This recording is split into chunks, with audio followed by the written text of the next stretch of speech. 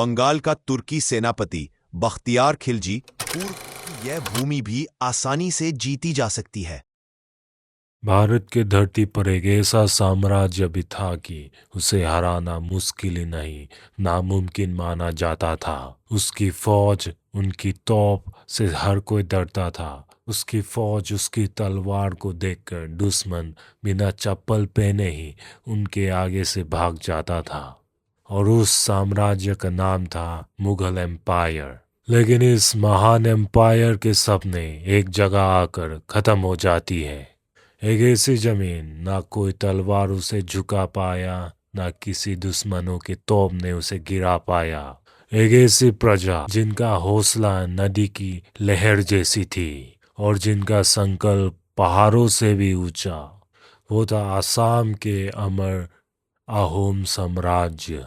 एक ऐसा राज्य जिसे ना मुगल ने कभी हरा पाया और ना ही किसी अलग एम्पायर ने उसे हरा पाया।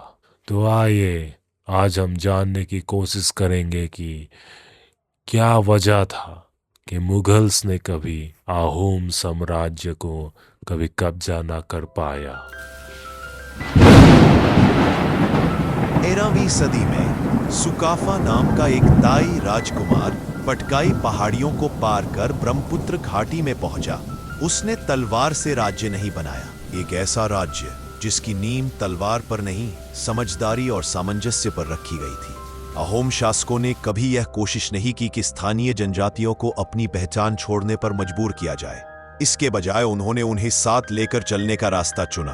अहोम साम्राज्य में मोरान, चुतिया, कचारी और कई अन्य जनजातियां केवल प्रजा नहीं थीं, वे शासन का हिस्सा थीं।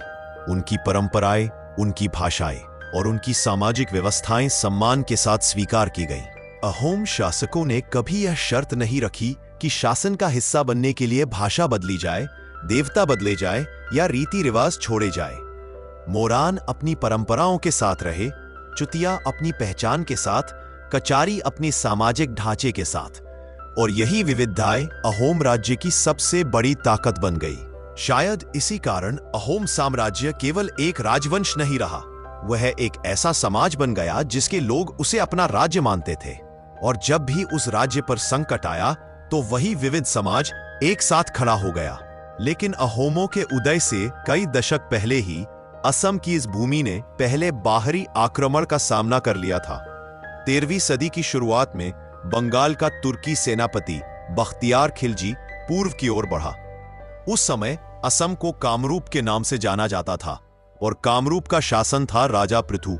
बख्तियार खिलजी लगातार जीत से उत्साहित था।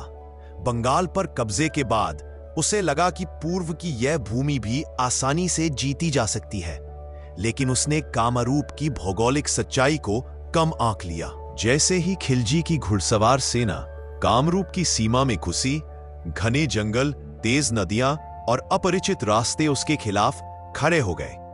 राजा पृथु की सेनाओं ने सीधी युद्ध नीति नहीं अपनाई, इसके बजाय स्थानीय योद्धाओं और जनजातियों ने जंगलों और नदियों का सहारा लेकर घातक प्रतिरोध किया। ब्रह्मपुत्र के आसपास खिलजी की सेना पूरी तरह टूटने लगी। रसद समाप्त हो गई, घोड़े बेकार हो गए और सैनिक अज्ञात भूभाग में भटकने लगे। इतिहासकारों के अनुसार खिलजी की अधिकांश सेना या तो मारी गई या जंगलों में नष्ट हो गई। बख्तियार खिलजी स्वयं किसी तरह जान बचाकर बंगाल लौट पाया और कुछ ही समय बाद अपनी इस अपमानजनक हार और मानसिक आघात के कारण उसकी मृत्यु हो गई। बख्तियार खिलजी का आक्रमण असम की भूमि पर पहली बड़ी परीक्षा थी और इस परीक्षा में यह स्पष्ट हो गया कि यह क्षेत्र साधारण नहीं है। यहाँ जंगल भी लड़ते हैं, नदियां भी रास्ता रोकती हैं और लोग अपनी जमीन के साथ खड़े हो जाते हैं।